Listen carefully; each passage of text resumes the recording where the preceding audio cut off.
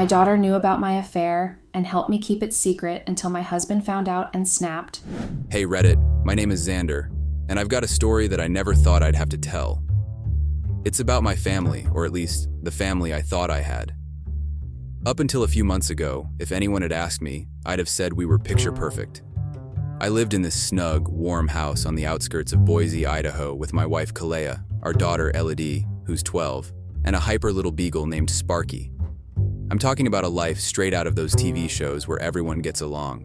You know, the kind of life that has you grinning at the thought of coming home. That was us, or so it seemed. Kalea was the kind of woman who lit up the room, always organizing block parties or baking something delicious. Elodie, with her wild curls and big questioning eyes, was as smart as they come, glued to her books and full of hugs for her old man. Sparky, well, he was the little furball that never failed to make us laugh, always getting into some kind of mischief. We were a team, the three of us and the dog, against whatever life threw our way. Or, that's what I was led to believe. I was the guy who'd come home from work every day, throw Elodie into the air as she laughed, and then wrap Kalea in a hug that said, "I'm so glad to be back here with you." We had it all figured out and life was good. But here's where it gets messy, folks. One evening, things started to unravel. I was looking for the pizza place's number on Kalea's phone because, Friday night is pizza night. It's a sacred tradition in our house. But I stumbled upon something that was definitely not about pizza. There, popping out like a sore thumb amidst the usual texts about groceries and school pickups, were these messages from a guy named Jax. His texts were littered with heart emojis, the winky faces, and some stuff that made my stomach do backflips. I felt like I'd been punched in the goot. I just stood there, frozen, the phone heavy in my hand. Was I really seeing this? Kalea, with her laughter that filled our home, the mother of my child, sending hearts to some dude named Jax? It couldn't be right. Maybe it was a joke, a misunderstanding, a prank. I didn't want to believe it. I mean, who wants to believe that their sunshine is actually a storm waiting to happen? Hey everyone. Unfortunately, basically everyone who is watching these videos isn't subscribed. It would mean the world to me to quickly get out of the full screen video for 3 seconds and press that subscribe button. It's free, and you can unsubscribe anytime. Sorry for bothering, and thank you so much if you subscribed. So, I put the phone down, the number for pizza long forgotten. I tried to act normal, but inside I was a mess of questions and doubts. I watched Kalea and Elodie, wondering if I was just being paranoid. But the images of those messages wouldn't leave my mind. It was like a dark cloud had settled over our little house, and suddenly it didn't feel so cozy anymore. I needed answers, but I was scared to ask the questions. So, there I was, playing pretend in my own life, smiling through a dinner where every laugh felt like a lie. And that, dear friends, was the beginning of the end of the happy family that never was. After the pizza night debacle, I spent the weekend wrestling with my thoughts, trying to piece together the puzzle that was suddenly my life. I was like a detective in one of those old noir films, except the case was my own marriage. It felt surreal, you know? By Sunday evening, the weight of those messages was like a lead vest, and I knew I had to clear the air. So, I braced myself and confronted Kalea. I remember my hands were shaking when I asked her about Jax. She just looked at me, her eyes wide with what I mistook for surprise. Then she laughed. Not the warm laugh that usually filled our home, but something sharp and quick. She told me Jax was just a friend from her yoga class, someone who made her laugh. "You're being ridiculous, Xander," she said, shaking her head like I was a little kid who'd said something silly. I wanted to believe her, Reddit. I really did. But there was something off in her smile, something that didn't reach her eyes. I tried to convince myself that it was all in my head. Kalea was my wife, the love of my life, the mother of my daughter. Friends send each other emojis, right? Nothing to lose sleep over. But then, there was Elodie. My little girl, who'd always been Daddy's biggest fan, started giving me the cold shoulder. She was whispering with her mom, giving me these long, searching looks that made me feel like I was on trial in my own home. Every time I walked into the room, their conversation would stop. Whisper, whisper, whisper, and then silence when I showed up. What really got to me was how she started locking her phone. This was the kid who used to beg me to play games on it, who didn't have a single secret. Now, all of a sudden, her phone was Fort Knox and I wasn't allowed in. The air in the house changed. It was like walking into a room where the floor might disappear at any moment. I felt like an outsider, like I'd stumbled into the wrong story and couldn't find the exit. Was I just being paranoid? That word kept spinning in my head. Paranoid. I started second-guessing everything. Maybe Kalea was right. Maybe I was just being ridiculous. Every laugh, every whisper, every look, they all became clues. But clues to what? The worst part, Reddit, was the silence.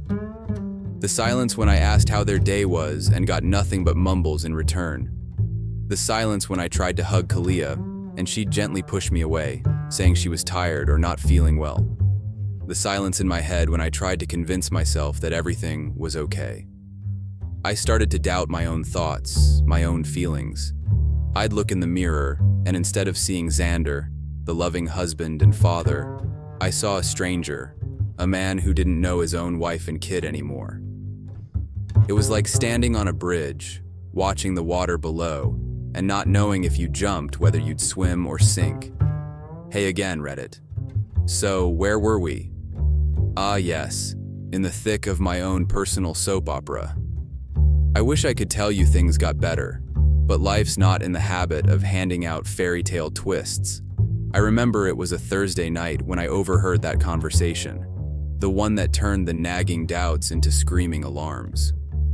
I was coming back inside from taking out the trash when I heard their voices floating down from Elidi's bedroom window. I should have walked away, but I was drawn to the sound, like a moth to a flame. "You should be with who makes you happy, Mom," Elidi said, her voice serious and more grown-up than I'd ever heard it. Those words felt like a gut punch. This wasn't some random pep talk. This was my daughter giving her blessing to what seemed like the dismantling of our family. I stood there frozen as the cold Idaho night air bit at my skin. "Happy," she said, the irony of it twisted in my chest.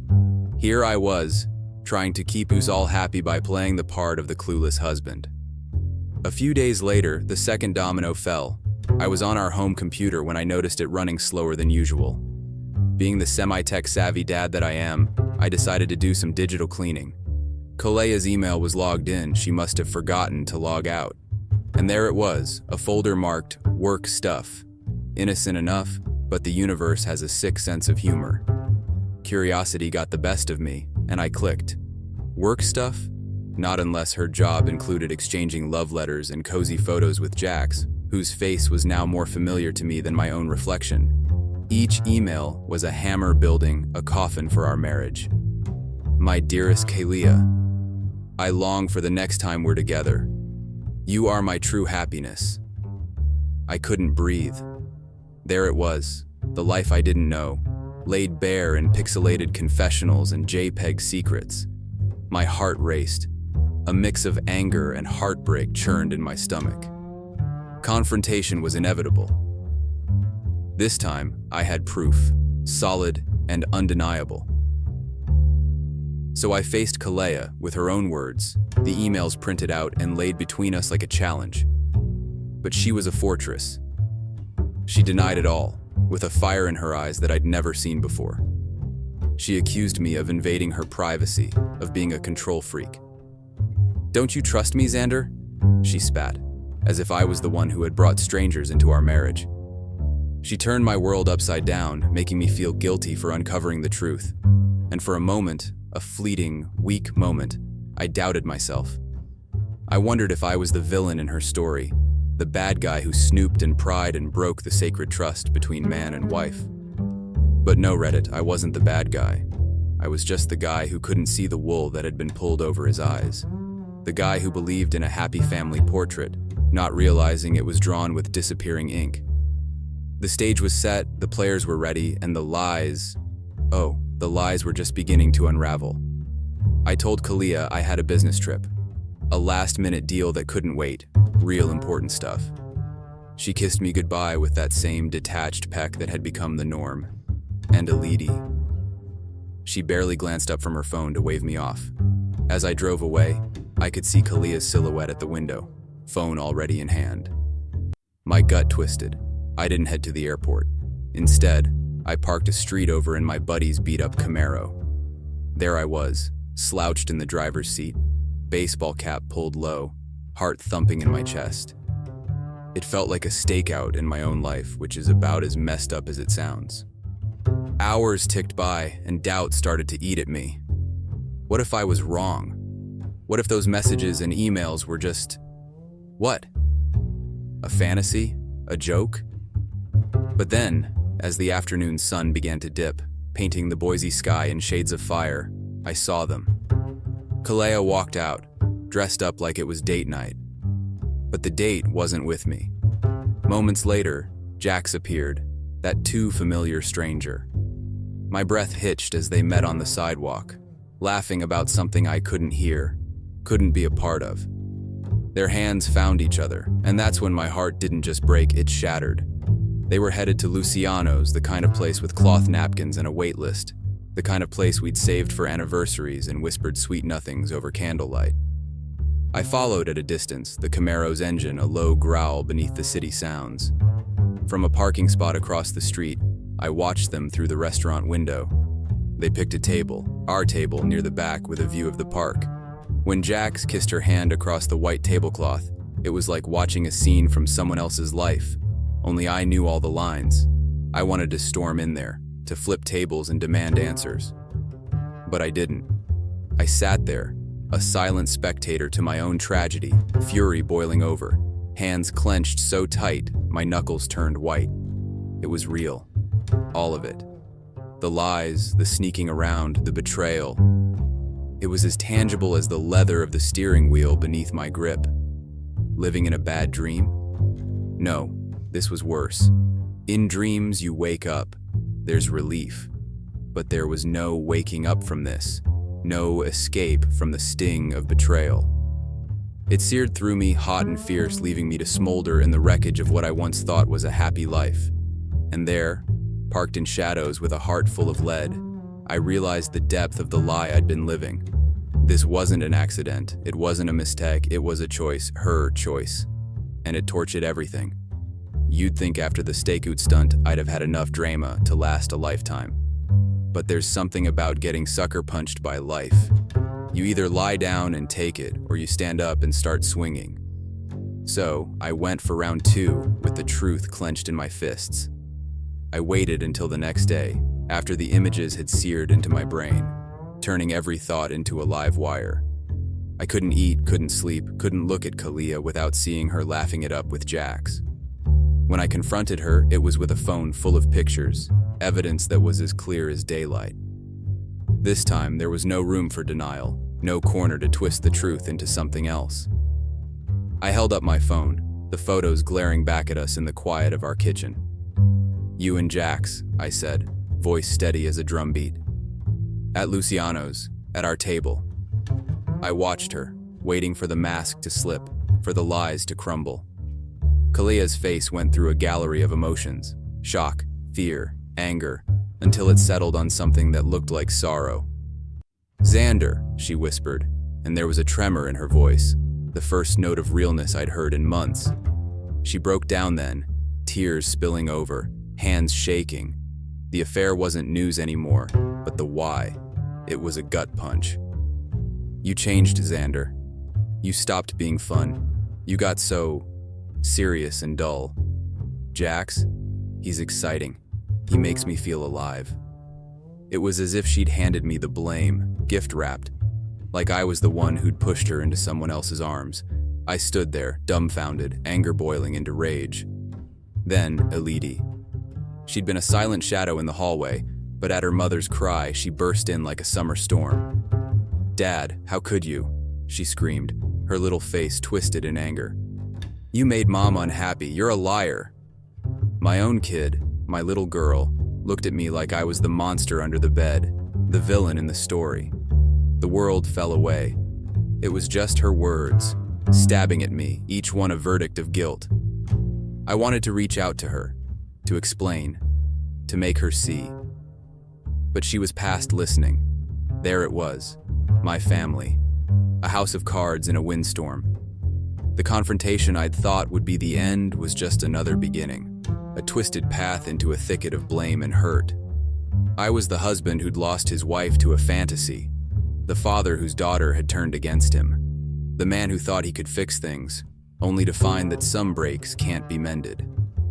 So, Reddit, I laid it all out, and what did it get me? A broken heart, a daughter who thinks I'm the bad guy, and a home that felt like a war zone. I had stepped into the ring expecting a fight, but I wasn't ready for this kind of battle. The kind where even when you're right, you're wrong. The kind where the ground falls out from beneath you, and you're just falling with nothing to grab onto. After the shouting had faded and the house had settled into a heavy silence, I was left alone with the shattered pieces of what used to be my life. That night, I lay in the darkness, the scenes of betrayal looping in my head like some twisted highlight reel. By the time dawn broke, painting a pale streak of light across the room, I'd made up my mind. No more Mr. Nice Guy, no more Xander the doormat. It was time for action, time to hit back. First things first, money. It always comes down to money, doesn't it, Reddit? I logged into our online banking with a grim sort of determination. My fingers didn't even hesitate as I transferred the bulk of our savings into a new account, just my name on it this time. Next were the credit cards. Snip, snip. All of Kalia's cards cut off. She wouldn't be whining and dining with Jax on my dime, not anymore. But that was just financial foreplay. The main event was Jax, or more specifically, his unsuspecting wife. How do you tell a stranger that their life's about to implode? There's no good way, no Hallmark card for this kind of news. I found her through social media, a smiling picture of her with Jax, hashtagged #Itzaisation soulmates. The irony wasn't lost on me.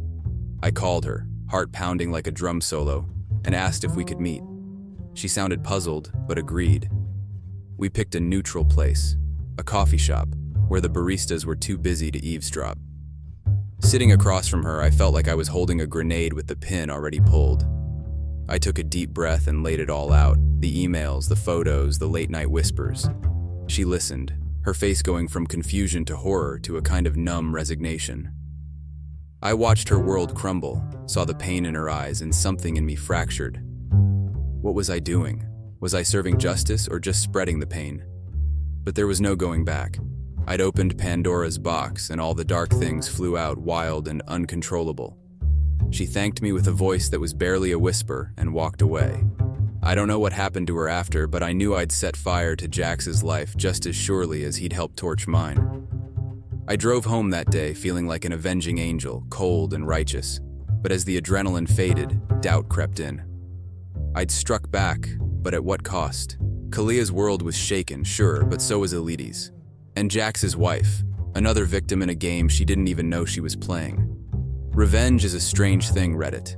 It's bitter and sharp, and it spreads like wildfire, burning everything it touches, leaving you wondering if the ashes were worth the warmth. So there I was, the architect of my own vengeance, standing in the ruins of what I'd destroyed, not sure if I felt like a hero or a villain. But one thing was certain. There was no going back. The die was cast, the cards were on the table, and the game had just begun. The first domino to fall was Jax. Turns out, Jax's wife was not the kind to cry into her pillow. She was a warrior, a woman of action. She marched right up to Kalia's company and dropped the bomb about the affair, complete with the emails and photos I'd given her. The company had a strict policy against fraternizing, especially the married people having affairs kind of fraternizing. Jax was out of a job faster than you can say scandal. The news of his job loss spread like a virus through our social circles. People I hadn't spoken to in months were texting me, asking if I knew if I was okay. I wasn't. I was the farthest thing from okay. Kalia was livid. The day she found out, she came at me like a hurricane, her words laced with venom. "You've destroyed everything, Xander," she screamed, her face red, her hands balled into fists at her side. "You're a vindictive, spiteful..." The names she called me would have made a sailor blush. But worse than Kalia's fury was Elidi's silence. She wouldn't look at me, wouldn't speak to me. She moved around the house like a ghost, her eyes hollow, her voice gone. She'd been my chatty, bubbly girl, and now, nothing. I might as well have been transparent. Once, when I tried to talk to her, to explain why I did what I did, she just shook her head and said, "You broke us, Dad. You broke everything." And then she walked away. That hurt more than any shouting match with Kalea. My daughter, my heart, looking at me like I was the bad guy. Like I'd willfully detonated our family life just for the heck of it. So there I was, Reddit, the man who had pulled the thread that unraveled the tapestry of his own life. I'd wanted justice, or maybe it was revenge, I'm still not sure. What I got was a lonely house and a ticket to Pariahville. It's strange how you can be surrounded by people and yet feel utterly alone. That was me. I was the man in the eye of the hurricane, watching as the winds tore everything apart. I'd started this chain reaction thinking I would come out the other side feeling vindicated, feeling right. Instead, I felt empty. There's no glory in being the agent of chaos in your own story, no matter how justified you think you are. There's just the fallout, and fallout, as I learned, sticks to you long after the bomb has gone off. As the days turned to weeks and the drama refused to quiet down, I did what I thought I'd never do. I filed for divorce. It was a word that tasted like ash in my mouth, a word that, once spoken, couldn't be taken back. The papers were stark, the black ink on white paper spelling out the end of a once beautiful chapter. When it came to Elidi, my shining star, I wanted her with me. I wanted to fight for her, to pull her out of the crossfire and into safety. But when we sat down in those stuffy offices with lawyers who spoke in sterile terms, Elidi's voice was quiet but firm. "I want to stay with Mom." It cut deeper than any betrayal. Kalea had cheated, lied, and broken our vows, but Elidi still saw her as home. So I moved out. I left the house with a bag of clothes and a heart so heavy I could barely carry it. I found a small apartment on the other side of Boise, a place with bare walls and a view of the parking lot. It was a far cry from the home I'd built with laughter and dreams. I'd sit there at night, the silence deafening, and wonder if any of it was worth it. The truth had not set me free. It had put me in a different kind of prison, one with bars made of memories and what-ifs. I missed Elidi fiercely, every single day. I'd reach for my phone to send her a message to try and bridge the gulf between us, only to remember her words and let it fall back into my pocket. Sometimes I'd drive by the house, slowing down just enough to catch a glimpse of the life I'd left behind. I'd see Elidi through the window, and my heart would lurch. But I never stopped, never got out. Because she wasn't mine to hold on to anymore, not really. And so, Reddit, here I am. The guy who blew up his life in search of something like justice. I sit in my apartment filled with secondhand furniture and wonder if it was worth it. The truth? It's a double-edged sword. It cuts both ways, and nobody wins in the end. The cost of truth was high, too high. It cost me my daughter's laughter, my wife's couch, the joy of being a family. I'm left wondering if ignorance is bliss, or if the idea of knowledge is the price we pay for some deeper, sadder wisdom. I guess the moral of my story is this: the truth will set you free, sure, but it'll tear everything else down in the process. And once everything you love is rubble at your feet, freedom feels a lot like being lost. I never thought I'd run to Reddit for advice, but here I am. I don't know the next step to take right now. My husband found out about my secret affair, and then he set a trap for me and my app. My husband, Vikram, funny 40 is the definition of an alpha male husband. He's a successful man who likes to be in charge. He never likes to lose control of a situation. So when he found out I was cheating on him, he found a way to make me regret it. And my husband and I, Kamal, 32, have been married for the past 10 years. We have 2 children together, a 5-year-old girl and a 7-year-old boy. I know a lot of people will feel the need to judge me for cheating on my husband when I have a complete family, but I have never really felt complete in my marriage. Marriage is supposed to make one feel complete, happy, and content. but I have never really experienced any of these things with my husband. Happiness became a strange feeling to me almost every day. The only light I was fortunate to see was the birth of my 2 children who completed me in a way, but even that too wasn't enough. When my children go to school, I'm welcomed by that feeling of emptiness all over again. It's not helped that the husband I married does not even notice that. He's a perfectionist who's focused on being at the top and keeping his 6 figures constant. I needed more, so I had to search elsewhere. It was a decision that took a lot of courage and self-doubt, but I had to do it for myself. What I never expected was the consequences that followed. I am a mixed woman from Mumbai, India. My mother is from Canada while my father is from India. Growing up with both ethnicities was a little bit of trouble for me. On one hand, I had my strict father who restricted almost all my activities, and on the other hand, I had my strict mother who did not want to restrict my activities just to spite my father. Yes, I practically grew up in a broken home with barely any love and attention. I grew up doing stupid things just to see if my mother would look into my eyes and tell me how much she cared for me. None of that ever happened. My father, he practically ignored my existence every single day. When I was old enough to get married, my father insisted that he would arrange my marriage for me. I did not want that. I just wanted to go to college, a place far away from my parents, then get my freedom and fall in love with a man I actually like. But none of those desires came true. I was to do exactly what my parents wanted me to do. I could not run away. They would have found me. My father worked at an airport. Of course, he had connections. How would I board a flight and not be seen? I had been desperate to get away, but I was not stupid. I ran to my mother for help, but she told me there was nothing she could do. The first and only time my mother was not ready to fight my father was when I needed her to fight him the most. She turned her back on me and did not look back. The first meeting with Vikram and his family was one of the most depressing moments of my life. Even though I knew I was getting into an arranged marriage, I still expected my husband to show me some sort of friendliness. Instead, Vikram was guarded. He did not even try to impress me. Yeah, I was dressed up extravagantly and forced to take etiquette classes so I could make an impression. 2 more meetings later, my marriage with Vikram was finalized. I had no say in it. I could not even choose the color I wanted to wear on my own wedding day.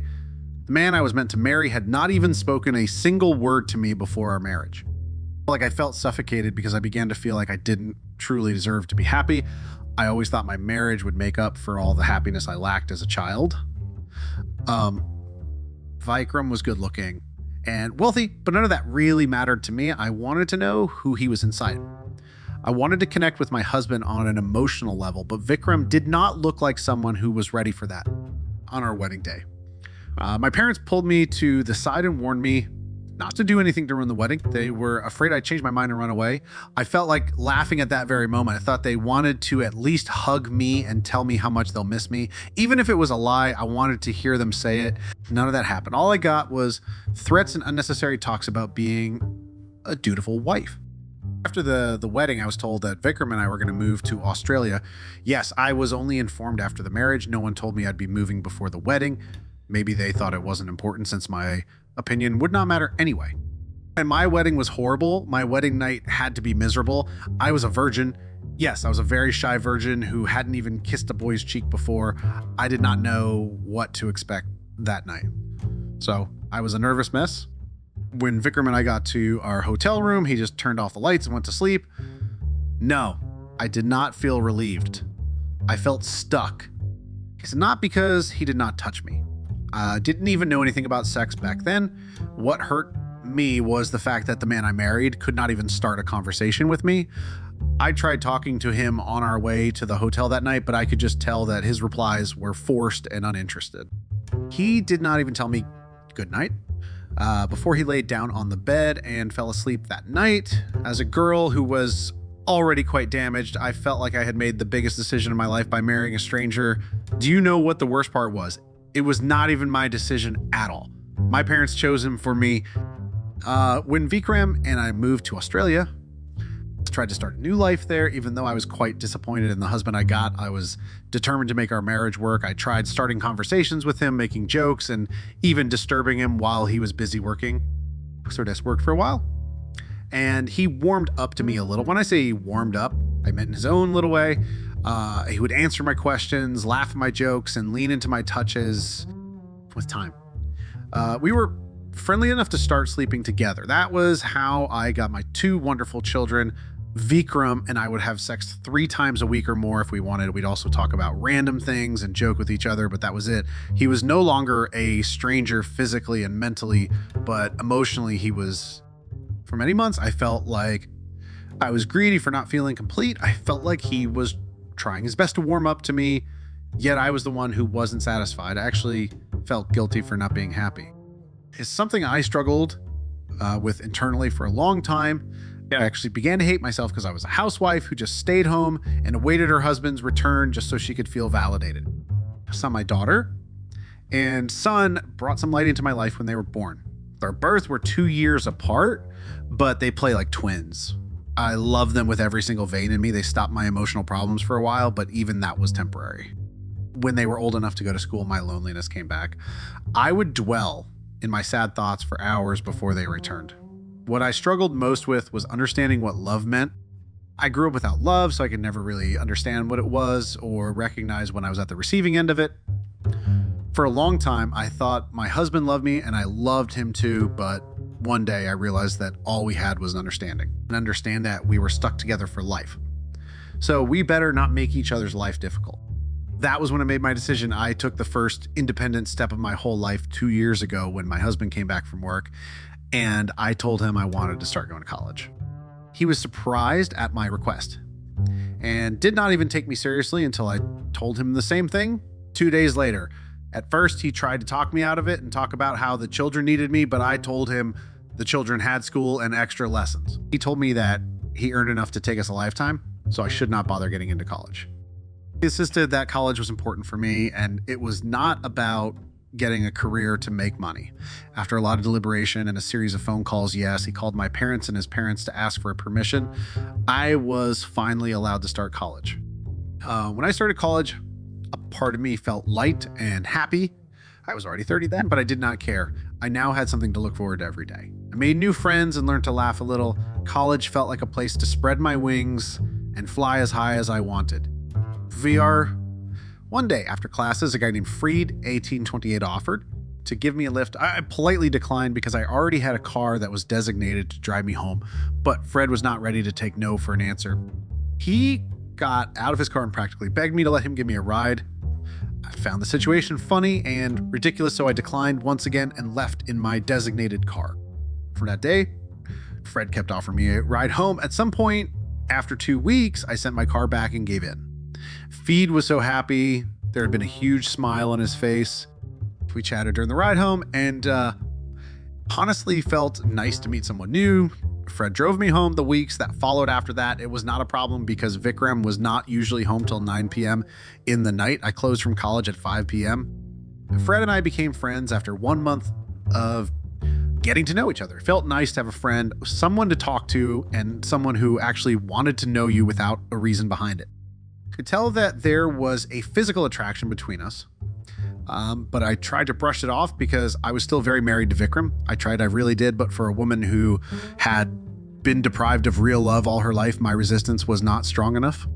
One day, Fred and I kissed in this car. From that day on, we exchanged kisses in the car, from kisses to tight hugs, then smooching on day sex. The day it happened, I'd been so shocked that I did not move for a long time. Yes, it happened in his car. It was at that moment I realized I really didn't love my husband, because after it happened, I did not feel any form of regret or shame. I felt liberated and full. I liked it so much I was not afraid to do it again. Fine. It's not something I'm ashamed of saying because I deserve to be happy. I deserve to live a content life. Fred and I continued our secret relationship for 1 more year. I told him I was married long before we got intimate, but he didn't really care. He was okay with the secret moments we shared. Began to smile more and live life more purposefully thanks to Fred, but one day it all broke into pieces. On this fateful day, my designated driver came to pick me up. It was an unusual occurrence because I had asked him to stop coming since I usually went home with Fred. The driver insisted and told me he had to drive me home that day.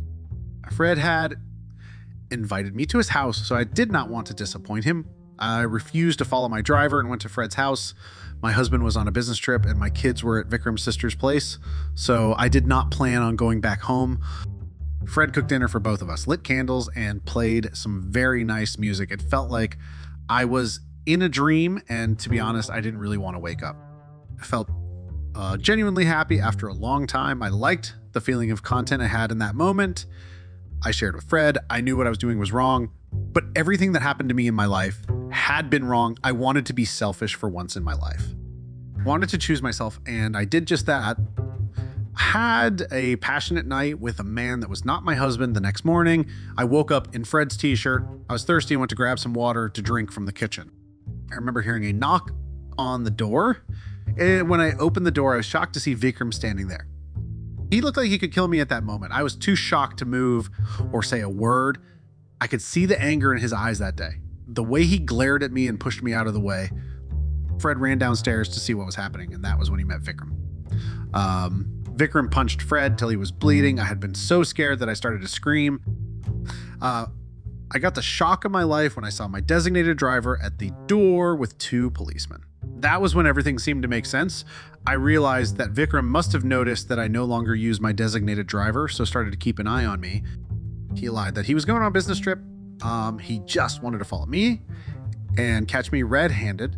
The driver had followed Fred's car the night before and told Vikram the address. It was a trap.